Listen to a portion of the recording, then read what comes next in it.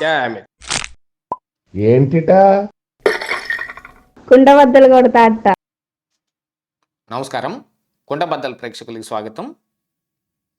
వైఎస్ఆర్ కాంగ్రెస్ పార్టీలో ఇప్పుడు అలజడి మొదలైంది.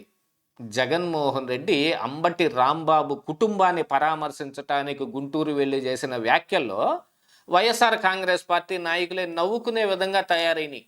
అంబటి రాంబాబు ఏదో నోరు తూలి 2 తిట్లు తిట్టిన తర్వాత సారీ చెప్పాడుగా అనంటే ఇది వైఎస్ఆర్ కాంగ్రెస్ పార్టీకి ఎంత అవమానమైన విషయం.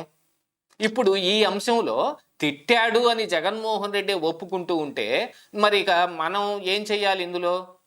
అసలు యాక్చువల్గా ఇప్పుడు వైఎస్ఆర్ కాంగ్రెస్ పార్టీ పరిస్థితి చాలా డౌన్ఫాల్లో ఉంది. నిన్న మొన్న ఇండియా టుడే సీ వాటర్ సర్వేలో కూడా వాళ్ళకి ఆల్రెడీ, ఎందుకంటే ఈ కల్తీ నెయ్యి రగడ ఇవన్నీ స్టార్ట్ కాకముందు చేసిన ఒక సర్వేలో వైఎస్ఆర్ కాంగ్రెస్ పార్టీకి దాదాపుగా 4-5% ఓట్లు తగ్గిపోయే అవకాశం ఉందనేది వాళ్ళు ఇచ్చారు.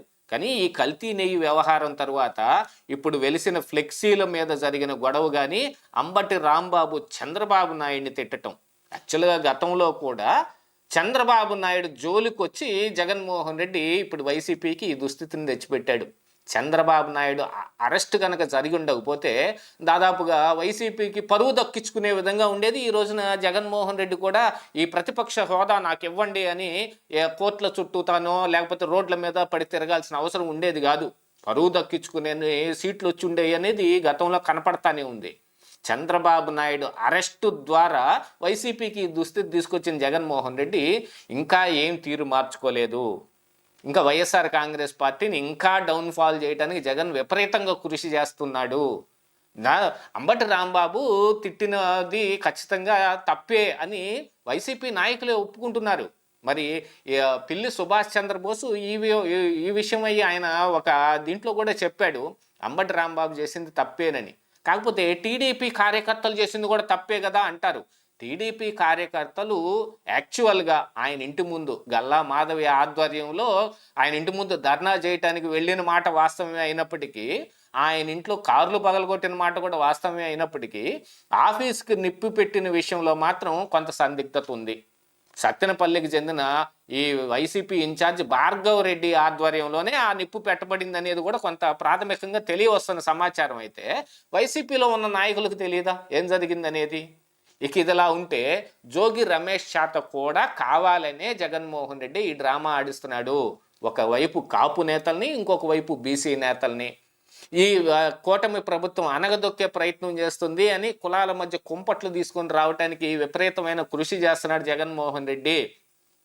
జోగి రమేష్ ఇంటికి నిప్పు పెట్టే విషయంలో కూడా వైసీపీ కార్యకర్తల మీదే అనుమానాలు గట్టిగా వ్యక్తం అవుతూ ఉన్నాయి. అంటే ఇప్పుడు జగన్మోహన్ రెడ్డి తనకున్న ఈ ప్రభ పెంచుకోవటం కోసమో, తను సింపతి పొందటం కోసమో నాయకుల మీద దాష్టీకానికి కార్యకర్తను పురిగొలుపుతున్నాడు అనేది ఇక్కడ క్రిస్టల్ క్లియర్గా అర్థమవుతుంటే ఇంకే పెద్ద నాయకుడు ధైర్యంగా బయటకు వస్తాడు చెప్పండి?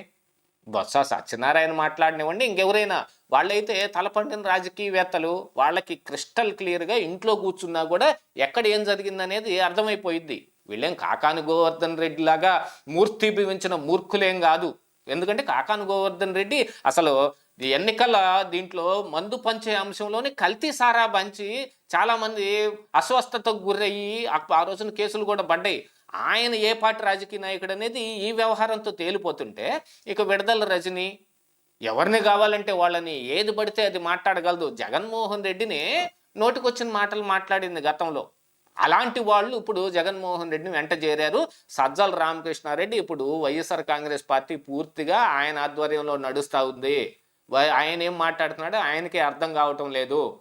మళ్ళీ గతంలో అమరావతి రైతుల్ని కానీ లేకపోతే అమరావతిలో ఉన్న ఈ రాజకీయ నాయకుల్ని కానీ వాళ్ళదంతా ఒక రాక్షస మోక, వాళ్ళదంతా ఒక జాతి అని ఇట్లా మాట్లాడి మొన్న కూడా ఇదే అంశాన్ని తెరపైకి తీసుకొచ్చే విధంగా మరి సజ్జల రామకృష్ణారెడ్డి కూడా మాట్లాడాడు. అంటే యాతావాత చూస్తే వైఎస్ఆర్ కాంగ్రెస్ పార్టీ ఏ దొంగ పని చేస్తున్నా కూడా ఇట్టే ప్రజలకు అర్థమైపోతుంది. దీంతో పాటుగా ఇప్పుడు రాష్ట్రం అంతా విపరీతంగా జరుగుతున్న చర్చ ఒకటే, ఇప్పుడు ఈ గొడవల మొత్తానికి కారణం కల్తీ నెయ్యి వ్యవహారాన్ని తప్పుదోవ పట్టించడానికే అని విస్తృతంగా మొత్తం ప్రచారం అయిపోయింది రాష్ట్రంలో. ప్రతి ఒక్కళ్ళు నెయ్యిలో కల్తీ జరగలేదు అని వైఎస్ఆర్ కాంగ్రెస్ పార్టీ అనడం లేదు, అంటే కల్తీ చేశారనేది వాస్తవం. అందులో పామాయిల్ కలిసిందా, జంతు కొవ్వు కలిసిందా, అసలు లేకపోతే లప్సా అనే ఒక టాయిలెట్ క్లీనర్ కలిసిందా, ఏమి కలిసినప్పటికీ రెండు రకాలుగా, ఒకవైపు దైవికంగా స్వామివారికి అపచారం జరగటానికి, మరొక వైపు ప్రజా ఆరోగ్యానికి, రెండిటికి భంగం వాటిల్లే విధంగా వైసీపీ ప్రవర్తించిందనేది ఇక్కడ క్రిస్టల్ క్లియర్గా అర్థమైపోతుంది. ఈ వ్యవహారాలన్నీ చూసిన తర్వాత ప్రజల్లో కూడా ఒక భయాందోళన మొదలైంది. రప్ప రప్ప బోద్దులతోటి జగన్మోహన్ రెడ్డి ఏమీ కొంత అప్గ్రేడ్ ఏమి సాధించకపోయినా ఆ విషయంలో కార్యకర్తలను మాత్రం బాగా ఉత్సాహపరచగలిగాడు. మొన్ననే ఒక ఉషక్క చెప్పింది, ఎవడు అడ్డం వచ్చినా రప్ప రప్ప నరకముంది అని ఒక ఫ్లెక్సీ పెట్టుకొని ఒక వీడియోని వైరల్ చేసుకున్నాడు ఒక కార్యకర్త. ఆ వాళ్ళ కార్యకర్తల్లో అయితే బలం నింపుకోవటానికో, లేకపోతే వాళ్ళు జగన్మోహన్ రెడ్డి అంటే ఇంకా గొడ్డలు చింపుకొని ఉర్రూతలోగటానికో పనికొస్తుందేమో కానీ ప్రజల్లో భయాందోళన కలిగించే అంశం ఒకటైతే, ఇప్పుడు కల్తీ నెయ్యిని డైవర్షన్ చేయటం కోసం ఇంకా పెద్ద కులాల కుంపట్లో సోషల్ ఇంజనీరింగ్ చేసే ప్రయత్నం చేస్తున్నాడు అనేది కూడా కనపడుతుంది. ఎంత పని చేసినప్పటికీ మొత్తం ఓపెన్ సీక్రెటే అవుతే ఇక జగన్మోహన్ రెడ్డికి ప్రజల్లోంచి ఏం అభిమానం పుట్టుకొస్తుంది అనే అనుమానం ఇప్పుడు వైసీపీ నాయకుల్లో కూడా మొదలవుంది. ఇంకంతే, వైసీపీలో పెద్ద అల్లకల్లోలం అల్లజడి రేగటం మొదలుపెట్టింది. ఇదే పార్టీలో మనం ఎలా కొనసాగితే మనం ఏమీ చెయ్యకపోయినా కూడా ప్రజల్లోకి వెళ్ళలేని పరిస్థితి వస్తుంది. రేపు ఎన్ని చెప్పినప్పటికీ ఎన్నికల సమయానికైతే వీళ్ళందరూ ప్రజల్లోకి వెళ్ళి తీరాల్సిందే, ప్రజల దగ్గరికి వెళ్ళాల్సిందే. ప్రచారం చేయకుండాను, ప్రజలతోటి మమేకం అవ్వకుండాను ఓట్లు రావు, ఈ విషయం అందరికీ తెలుసు. కానీ ఇన్ని బొక్కలన్నీ పెట్టుకుని ఈ పీతిగోసలన్నిటినీ మరి నడుముకి కట్టుకొని ఈ నాయకులందరూ ప్రజల ముందుకు ఎలా వెళ్తారు అంటే, జగన్ అయితే ఒకటే మాట చెబుతాడు, ఆ రోజుకి అన్నీ మర్చిపోతారులే మీరు వెళ్ళండి అని. కానీ జగన్ లాగా వీళ్ళందరూ ప్రవర్తించలేరు కదా. అంటే మూర్తి భవించిన మూర్ఖులాగా అంబటి రాంబాబు ఉండొచ్చు, కాకాని గోవర్ధన్ రెడ్డి ఉండొచ్చు, లేకపోతే మరి విడదల రజనీ ఉండొచ్చు, బొత్స సత్యనారాయణ, పిల్లి సుభాష్ చంద్రబోసు వీళ్ళు ఉండలేరు కదా. వీళ్ళందరూ కూడా ఇప్పుడు ఏం మాట్లాడాలో అర్థం కాని పరిస్థితిలోకి వెళ్ళిపోయారు. దాంతో అంబటి రాంబాబు ఎస్పెషల్లీ చంద్రబాబు నాయుడు మీద ఇలా నోరు పారేసుకోవటం, మరి నోటికొచ్చిన లకార మకార బూతులన్నీ వాడటం, అమ్మ మొగుడు సంస్కృతిని మళ్ళీ తీసుకొచ్చి వైసీపీకి అంటగట్టడం, ఈ వ్యవహారంలో రాష్ట్రంలో చాలామంది ప్రజలు ఈ రోజున బాధపడుతున్నారు. చంద్రబాబు నాయుడు అరెస్టు జరిగిన సమయంలో ఎంత దెబ్బ తగిలిందో వైఎస్ఆర్ కాంగ్రెస్ పార్టీకి, ఇప్పుడు అంబటి రాంబాబు వ్యవహారంలో కూడా అంతే పెద్ద దెబ్బ తగిలింది. ఇక ఈ పార్టీలో ఉండటం మనకంత శ్రేయస్కరం కాదు అని వాళ్ళే తట్టాబుట్టా సర్దేసుకొని బయటికి వెళ్ళిపోయినా కూడా ఆశ్చర్యం లేదు. ఇదే ఈరోజు కుండబద్దలు.